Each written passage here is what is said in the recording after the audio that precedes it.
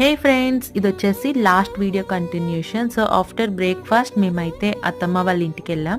నాతో పాటు చెల్లి వచ్చింది, తమ్ముడు డ్రాప్ చేశాడు. అండ్ ఆఫ్టర్నూన్ లంచ్కి పులిహోర చేస్తున్నారు, నేను కొంచెం హెల్ప్ చేసా. అండ్ నెక్స్ట్ లంచ్ చేసేసి ఇలా ఇంటి దగ్గరలో ఉన్న భీమ్లీ బీచ్కి వెళ్ళాం.